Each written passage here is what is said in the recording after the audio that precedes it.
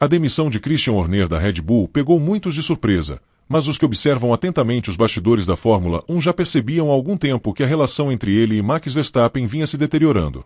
Por trás da fachada de união e sucesso, o que se desenrolava dentro da equipe era um jogo de poder, influência e egos em colisão. O que começou como uma parceria vitoriosa, acabou por se tornar um campo minado político, onde cada palavra e movimento eram cuidadosamente calculados. E, no centro dessa reviravolta, estava o próprio Verstappen, o piloto que Horner ajudou a transformar em campeão, mas que agora, por ironia do destino, era quem dava os últimos passos para tirá-lo do comando. Quando Max Verstappen chegou à Red Bull, ainda era visto como um diamante bruto.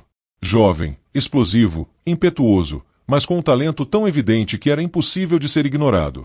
Horner apostou alto nele, peitando decisões internas, contrariando até mesmo Helmut Marko em certos momentos, para dar espaço ao jovem holandês. Durante anos, Horner foi mais que um chefe de equipe para Verstappen. Foi uma espécie de mentor, um escudo, alguém que brigava nos bastidores e nas entrevistas para defender seu piloto a qualquer custo. Mas com o passar do tempo, o jogo mudou. Verstappen cresceu, amadureceu e se tornou uma força dominante na Fórmula 1. E junto com isso, cresceu também sua influência dentro da equipe, ao ponto de não ser mais apenas um piloto, mas praticamente um poder paralelo ao comando técnico e administrativo da Red Bull Racing. O primeiro sinal de que algo estava errado surgiu no início da temporada, quando rumores começaram a circular sobre desentendimentos entre Horner e a família Verstappen, principalmente com o pai, Jos.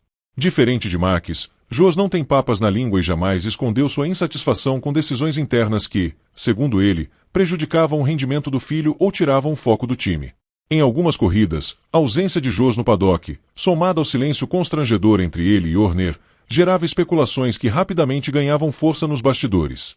E foi nesse ambiente tenso que começaram a surgir vazamentos estratégicos. E-mails, prints de conversas, relatos anônimos e até acusações de conduta inadequada por parte de Horner vieram à tona. A Red Bull, inicialmente, tratou de forma cautelosa e discreta, mas bastava olhar com atenção para perceber que a crise estava fora de controle. Enquanto Horner era investigado, Verstappen mantinha uma postura fria e controlada. Não o defendia, mas também não o atacava diretamente. Seu silêncio, porém, dizia muito. Em reuniões internas, ficou claro para a diretoria austríaca que manter Horner no comando seria um risco para a continuidade do projeto. Verstappen, agora com 3 títulos mundiais e uma legião de patrocinadores ao seu redor, era mais valioso do que qualquer chefe de equipe. Quando a Red Bull se viu diante de uma encruzilhada, não hesitou. A permanência de Verstappen estava diretamente ligada à saída de Horner. E isso foi dito sem rodeios pelos representantes do piloto. Se Christian ficasse, Max sairia. E diante dessa ameaça, a decisão se tornou inevitável. A demissão de Horner foi oficializada em um comunicado seco, protocolar, sem homenagens, sem agradecimentos públicos calorosos. Um encerramento melancólico para alguém que foi o arquiteto de uma era vitoriosa. Nos bastidores, a sensação era de traição. Horner não esperava isso de Verstappen. Ainda que soubesse da tensão com Jos, ainda que sentisse sua autoridade sendo corroída, ele acreditava que o laço construído ao longo dos anos com Max seria suficiente para garantir sua permanência. Mas errou. Subestimou a ambição e o pragmatismo do campeão. Para Verstappen, manter o controle sobre a estrutura era mais importante do que qualquer lealdade pessoal. E nesse novo xadrez da Fórmula 1, onde pilotos são mais do que apenas atletas e se tornam entidades corporativas, quem hesita é deixado para trás. Após sua saída, Horner não fez pronunciamentos inflamados, mas pessoas próximas disseram que ele se sentiu traído. Ele que construiu a base da Red Bull desde os tempos de Sebastian Vettel, que enfrentou crises, rivalidades com Mercedes, conflitos internos e sempre manteve a equipe no topo, agora era descartado como uma peça vencida. E mais doloroso ainda era saber que o golpe final veio justamente de quem ele mais defendeu. As palavras de apoio, os gestos de gratidão, tudo isso evaporou no momento em que Max percebeu que precisava de um novo comando, alguém mais alinhado com seus interesses, com seu estilo, com sua visão de futuro. Com a saída de Horner, a Red Bull entrou em um novo capítulo. Os bastidores foram reformulados, pessoas ligadas diretamente ao ex-chefe de equipe foram afastadas, e uma nova estrutura começou a se formar, com Verstappen tendo mais voz do que nunca. A sombra de Helmut Marko ainda pairava, mas mesmo ele se mostrava mais cauteloso, ciente de que Max agora era o centro gravitacional da equipe.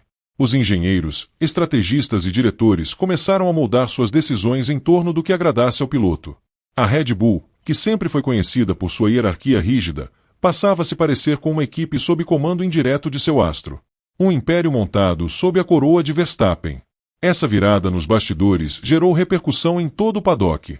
Equipes rivais assistiam com interesse, tentando entender se essa nova configuração tornaria a Red Bull mais forte ou mais vulnerável.